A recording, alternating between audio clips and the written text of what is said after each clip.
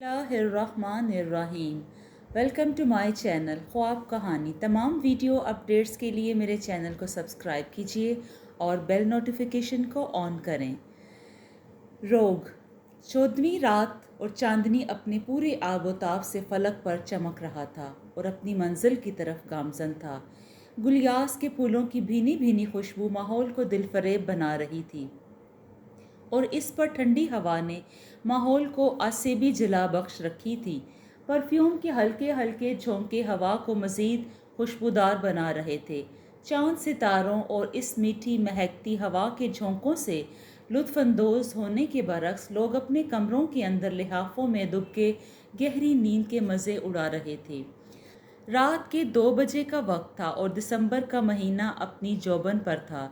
इस शदीद सर्दी और इस भीगी रात में शायद कोई पागल ही बाहर के मज़े लूट सकता है, मगर दिसंबर की इस महकती और भीगती रात 2 बजे के करीब मैं अपनी छत पर मौजूद था। एक ही मैं नहीं, सिदरा भी मेरे हमनवा थी। मैंने सिदरा की गोद में अपना सर रखा हुआ था और इसकी नर्म व नाजुक मखमूर सी उंगलियां मेरे बालों में थीं। हम दोनों नीम मदहोशी के आलम में यक बस्ता रात के बावजूद एक दूसरे से प्यार और मोहब्बत के ख्वाब देख रहे थे। डार्क ब्लू कलर के कपड़ों में सिदरा इस वक्त वाकई मेरी नज़रों में एक जल परी या जन्नत की हूर लग रही थी, और इस रात मेरी पसंद के कपड़े और परफ्यूम ने मुझे दीवाना कर रखा था। हम दुनिया से बेखबर मुस्तकबिल के ख्वाब बना रहे थे, जबकि मेरे और सिदरा के घर वाले सब से बेखबर नींद की वादियों में गुम थे। सुबह तक उठने की किसी तरह उम्मीद न थी, क्योंकि हमने काम ही ऐसा दिखाया था। हमें जालिम ज़माने का बहुत डर था, कहीं हमारी मोहब्बत का फूल खिलने से कबल ही मुरझा न जाए। मेरी फैमिली 4 अफराद पर मुश्तमिल है: अब्बू, अम्मी, छोटी बहन और मैं। मेरी पैदाइश एक मतवसत घराने में हुई थी। मेरे माँ बाप ने मेरी पैदाइश पर बहुत खुशियाँ मनाई, क्योंकि मैं शादी के 10 साल बाद बड़ी मन्नतों मुरादों के बाद पैदा हुआ था। आखिर क्यों ना खुशियाँ मनाई जाती। मैं पहली औलाद था, सबकी आंखों का नूरे नज़र, हर तरफ से प्यार और मोहब्बत मिला। कुछ समय बीते, मैं 4 साल का हो गया तो स्कूल दाखिल करवा दिया गया। यूं वक्त का बेलगाम घोड़ा पर लगा कर उड़ा और पल भर में 18 साल का खुबरू काफ़ी हैंडसम नौजवान था। एफए तक तालीम मराहल भी तय कर चुका था। हमारे घर के 7 घर थे, 4 नीचे और 3 ऊपर पोर्शन थे। मेरा कमरा ऊपर था, बाकी दोनों कमरे मेरे ही तसर्रुफ में थे। एक लाइब्रेरी, जबकि दूसरा स्टडी रूम। बेडरूम के सामने टेरेस था। ये वो जगह थी जो मुझे बेहद पसंद थी। यहीं खड़े होकर अक्सर गुनगुनाता और चाय पीता। मेरा मशगला था बागबानी। मेरी फितरत में रची बसी गुल, यास गुल और मोतिया के फूलों की खुशबू हर वक्त मैं टेरेस पर मौजूद रहते सूंघता और उससे लुत्फानंदोज़ होता। सिदरा दुबली पतली लड़की हमारी पड़ोसन थी। 18 साल में मुझे इससे मेल मिलाप करने की फुर्सत नहीं मिली थी। वैसे भी मैं इन लड़कियों जैसी मखलूक से ज़रा हट कर रहता था, क्योंकि हर तरफ टूटे दिलों में मेरे दोस्त थे जो मुझे वक्त के नशेबो फराज, इश्क व मोहब्बत की अलमनाक दास्तें सुना सुना कर डराए रखते थे। एक शाम मैं अपने टेरेस पर चाय का कप हाथों में लिए सोच रहा था कि अचानक मेरी नज़र सामने छत पर पड़ी तो सामने सिदरा खड़ी थी। मैं इसमें कोई दिलचस्पी तो ना लेता था, मगर आज वो पिंक कलर के कपड़े पहने, बालों को खुला छोड़कर अपनी तरफ मतवज्जो करने की कोशिश कर रही थी। मुझे बड़ी हैरानी हुई। फिर वो आहिस्ता आहिस्ता किताब पढ़ती हमारी छत के करीब होने लगी और मेरी तरफ देखकर कुछ गुनगुनाने लगी। इससे पहले कि वो मज़ीद करीब होती, मैं अपने कमरे की तरफ बढ़ गया और दरवाज़ा बंद कर लिया। इसकी हरकतों पर हैरत ज़दा था। फिर दिन ब दिन ऐसा होने लगा, मैं समझ गया कि वो मुझ में दिलचस्पी रखने लगी है, मगर दोस्तों की बताई हुई फ़रेब मोहब्बत से बखूबी वाकिफ़ था कि वो प्यार और मोहब्बत चंद दिन की दिल लगी फिर सदा का रोग है। محبت بس روگ ہے، تبھی میں محبت کے نام سے بھاگتا تھا اور کمرے میں آتے ہی ڈھیس سا جاتا تھا، کیونکہ سدرا اب میرے حواس پر حاوی ہونے لگی تھی۔ میں بھی جانتا تھا کہ سدرا وہ واحد لڑکی ہے جسے میں نے گھر میں بھی اونچی آواز سے بات کرتے نہ سنا تھا، اور کالج میں وہ میری چھوٹی بہن کے ساتھ جاتی تھی۔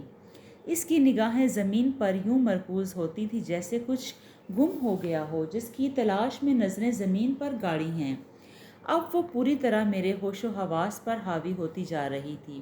میں سرے شام ہی آج کمرے میں بند تھا۔ ٹیرس پر جانے کی ہمت نہ تھی، رات کو بھی اس کے خیالوں میں گم رہا تھا۔ پتہ نہیں رات اتنی جلدی کیسے گزری۔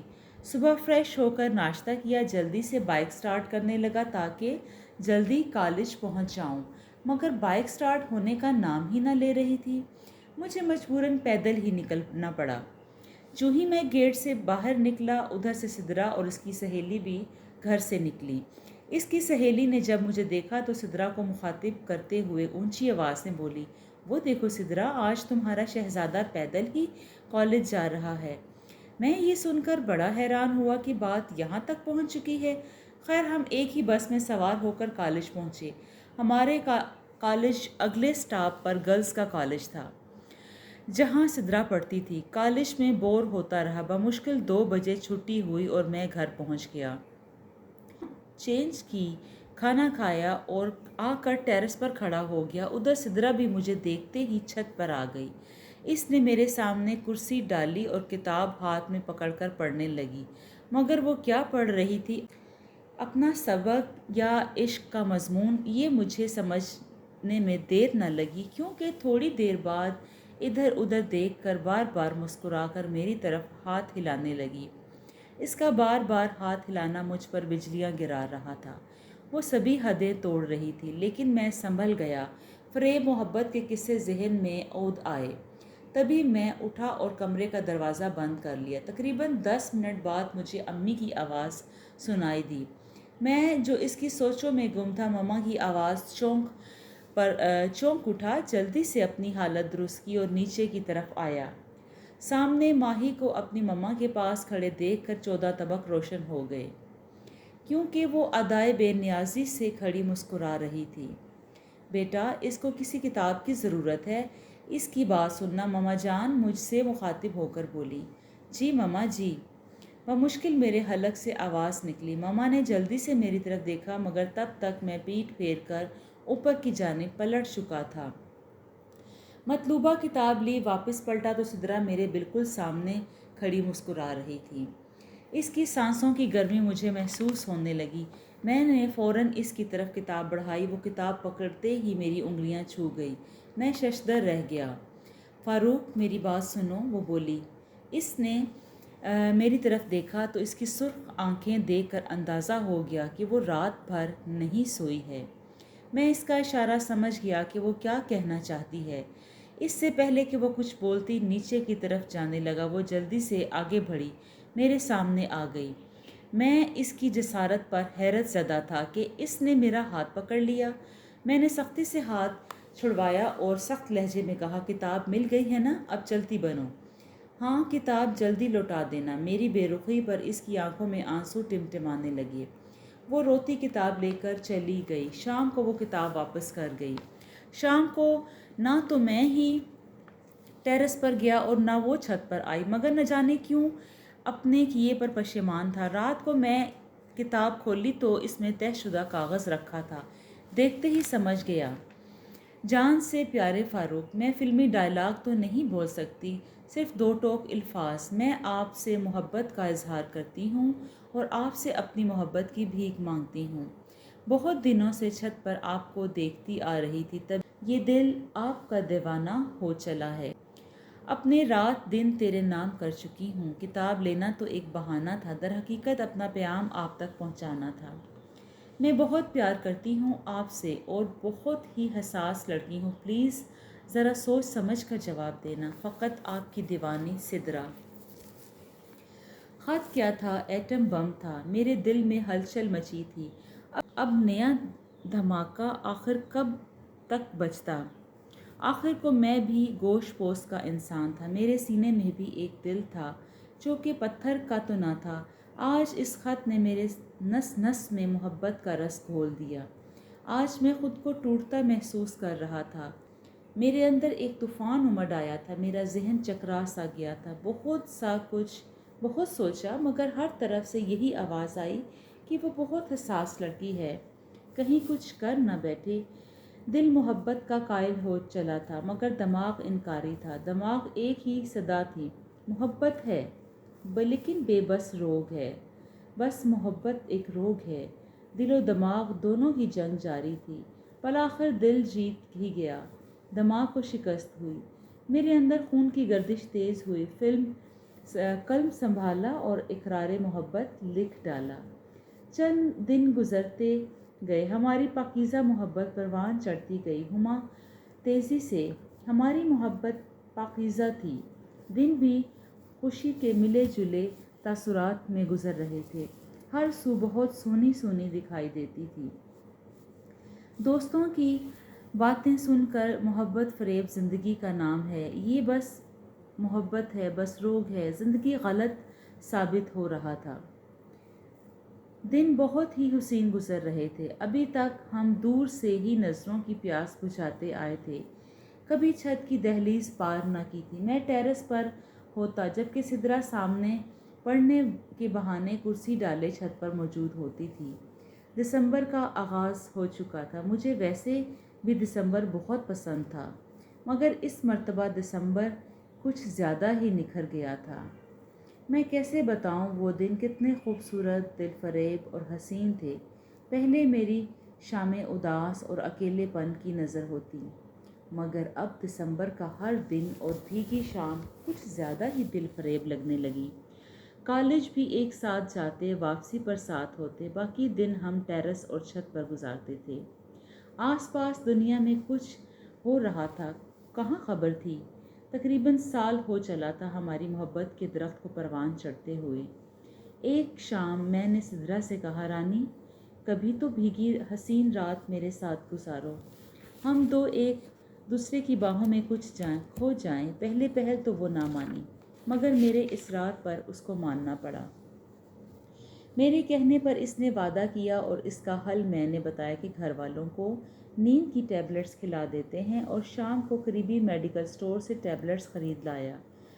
آدھی سدرا کو دیں اور آدھی میں نے رکھ لیں۔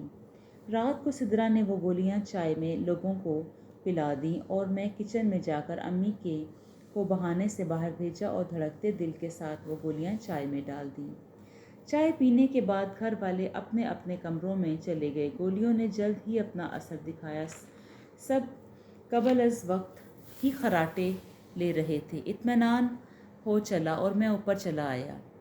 رات تقریباً 2 بجے کے قریب سدرا کی کال آئی کہ ٹیرس پر آ جاؤ۔ میں جلدی سے ٹیرس پر گیا، ادھر وہ بھی پہلی بار اپنی چھت کی حد پار کر ٹیرس پر آ گئی۔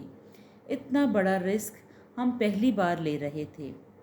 آج سدرا نے میری پسند کے کپڑے ڈارک بلو کلر پہنے تھے، اور اس پر تیز پرفیوم کی خوشبو مجھے اور زیادہ مدہوش اور دیوانہ بنا رہی تھی۔ یوں سدرا نے ڈرتے ڈرتے کہا، فاروق، تمہاری خاطر گھر والوں کو نشے کی گولیاں کھلائی ہیں، اب صبح تک کسی کے اٹھنے کی امید نہیں۔ میں آسمان کی طرف اشارہ کیا، رانی، آج 14ویں کا چاند ہے نا؟ ہاں جانم، لیکن چاند میری گود میں ہے، اور اپنی نرم و نازک انگلیاں میرے بالوں میں پھیرتے ہوئے بولی، فاروق جان، دل چاہتا ہے کہ آج میری سانسیں یہیں رک جائیں، میرا دل دھڑکنا بھول جائے، اس دل فریب حسین مہکتی اور بھیگی رات کے سنگ آج ہم بھی ڈھل جائیں۔ میں نے رانی کے لہجے میں مدہوشی دیکھی، لیکن میں نے تنہائی کے احساس سے کوئی قدم نہ اٹھایا۔ رانی میری زندگی تھی، میری دھڑکن تھی، میں اپنی زندگی اپنی دھڑکن سے کیسے خیانت کر سکتا تھا؟ ہماری محبت تو چاند کی چاندنی سے بھی زیادہ پاکیزہ تھی۔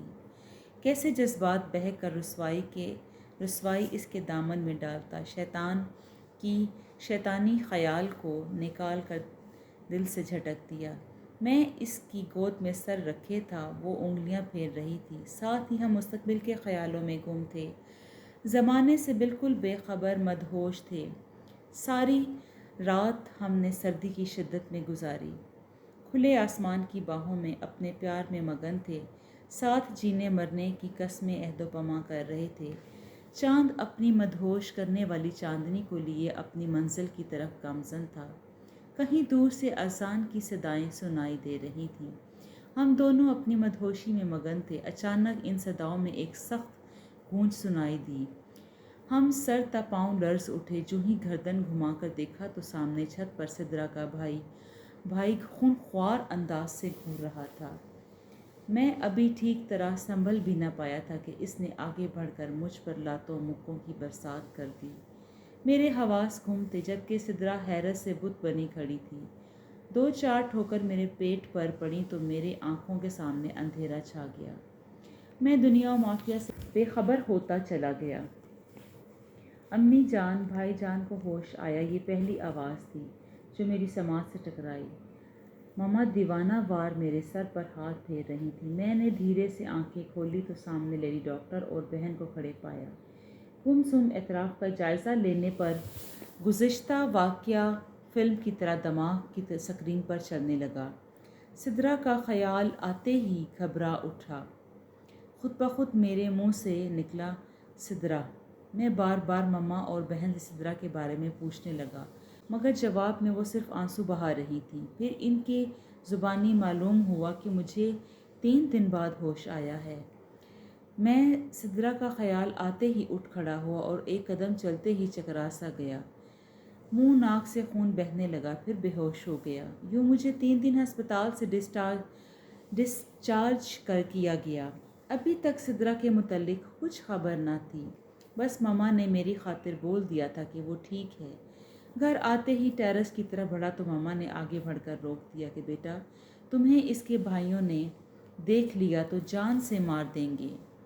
میں ایک جھلک دیکھنے کے لیے اصرار کرتا رہا، مگر مما غصہ ہوتی روم میں لے آئیں۔ میں یوں چھت پر جانے پر سخت پابندی تھی میرے۔ میں نے ایک جھلک کے لیے سدرا کی خیر و عافیت جاننے کے لیے تڑپتا رہا، بار بار اصرار کرتا رہا۔ آخر مان گئیں۔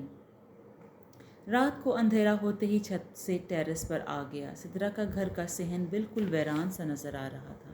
مجھے وہ کہیں بھی دکھائی نہ دے رہی تھی۔ میں یہاں بیٹھا کافی دیر اپنی بے بسی پر روتا رہا۔ میری مما مجھے چپ کرواتی رہیں۔ یوں پورا مہینہ بیت گیا۔ میں کمرے میں بند رہتا، کھاتا پیتا برائے نام کام، ہر وقت سدرا کے خیالوں میں گم رہتا۔ جانے دو کہاں کس حال میں ہوگی۔ ایک دن میں صبح صحن میں تھا کہ ڈاکیا ڈاک لے کر آیا۔ میں نے سائن کر کے ڈاک وصول کی۔ چاند سے عزیز فاروق، مت پوچھو کس کرب میں مبتلا ہوں۔ ہر ستم سہ کر مگر تمہارے نام کے سوا کچھ نہ بولا۔ اب گھر والے زبردستی میری شادی پھپھو زاد سے کر رہے ہیں، اور اس وقت میں کراچی پھپھو کے گھر میں ہوں۔ سخت پہرا ہے، پلیز جلدی آ کر مجھے لے جاؤ، ورنہ میں جان دے دوں گی، مگر تمہارے سوا کسی کو قبول نہیں کروں گی۔ میری نگاہیں ہر پل تمہارے انتظار میں رہیں گی۔ فقط تمہاری دیوانی سدرا رانی۔ خط پڑھتے ہی میرے اوسان خطا ہو گئے۔ خط میرے ہاتھوں سے گر چکا تھا۔ میں اپنی تکلیف بھول چکا تھا۔ جلدی سے روم میں گھسا اور تیاری کرنے لگا۔ جو ہی باہر نکلا، سامنے مما خط پکڑے کھڑی تھیں۔ میں بلبلاتا ہوا جلدی سے ان کے قدموں میں بیٹھ گیا۔ پلیز مما جان، آج مجھے مت روکیں۔ ان کی آنکھوں سے اشکوں کی لڑی رواں تھی۔ میں چپ سادے کھڑی تھی۔ میں روتے ان کے قدموں سے اٹھا ریلوے اسٹیشن پہنچا، ٹکٹ خریدا اور کراچی کے لیے سوار ہو گیا۔ دل میں انہونے سے خیال جنم لے رہے تھے۔ دل گھبرا گیا۔ سارا سفر آنکھوں میں اشکوں کی طرح لڑی بہاتے طے کیا۔ سدرا کی پھپھو کا ایڈریس خط میں موجود تھا۔ اترتے ہی جلدی سے رکشہ پکڑا اور ان کی طرف چل دیا۔ انجام سے بے پرواہ تھا، ہر طرح کے حالات سے لڑنے کو تیار۔ مطلوبہ گھر کے سامنے پہنچتے ہی مجھے دھچکا لگا۔ دل کسی انہونی کے ڈر سے گھبرا گیا۔ گھر میں لوگ آہو پکار کی آوازیں آ رہی تھیں۔ میں نے منہ پر رومال ڈالا، ہجوم کو چیرتا ہوا اندر داخل ہوا۔ سامنے نظر پڑتے ہی چیخ نکل گئی، کیونکہ سامنے میری جان سدرا رانی سفید کپڑوں میں ملبوس سکون کی نیند سوئی ہوئی تھی۔ میں دیکھتے ہی دیکھتے گرتا ہی چلا گیا۔ آنکھوں کے سامنے اندھیرا چھاتا چلا گیا۔ میری جان मुझे छोड़कर बहुत दूर जा चुकी थी।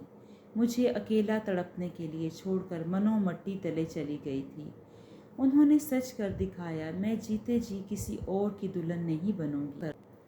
यूँ शादी से एक दिन पहले जहर खाकर अपनी जान दे दी। मुझे होश आया तो मैं हॉस्पिटल में था। मेरी मम्मा और बहन पास बैठे खून के आंसू रो रही थी। मैंने मम्मा की गोद में सर रख दिया और पता नहीं कब तक रोते रोते फिर बेहोश हो गया। आज 14वीं का चांद हूँ, मगर मैं अकेला टेरेस पर खड़ा आंसू बहा रहा हूँ, तड़पता हूँ, सिसकता हूँ। शायद मेरी ज़िंदगी में अभी इतना तड़पना बाकी है, सो तड़प रहा हूँ। आज दोस्तों की बातें याद आ रही हैं कि मोहब्बत बेबस रोग है। वाकई दोस्तों ने सच ही कहा था, मैं रोगी हूँ, मोहब्बत का रोगी, जिसकी कोई दवा नहीं।